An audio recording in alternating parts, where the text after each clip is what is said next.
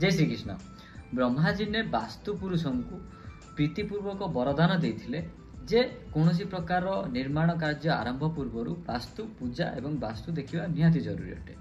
जदि कौन निर्माण कार्य जी करुवे से जगार आम वास्तु किंबा वास्तु पूजा न करिकिना जदि कौन काम आरंभ करि साधारण भाव वास्तु पुरुषर आहार बनी था।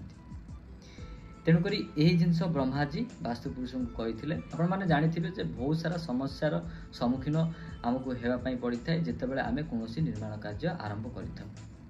प्रथम समस्या साधारणतः काम लेट होता है आपण मैंने अनुभव करेंगे। द्वितीय जिनस है कि जिते बड़े काम आरंभ हो कौन कारण पैसा पतर अभाव हम। तृतीय कारण हूँ जे कौन कारण देह खराब हो कि मृत्यु मुखर साधारण भाव पड़ा। चतुर्थ है लेबर जो अच्छा काम करने आसती से माने लेट रे आसबे कि छुट्टी रे रहीजे काम लेट करेंगे। यही बहुत सारा असुविधार सम्मुखीन होगा सहित एवं परिवार लोके से घर मृत्यु मुखर पड़ी था जदि आमर वास्तु संपूर्ण भाव ठीक न थाए कि वास्तु पूजा कर न था। जय श्री कृष्ण।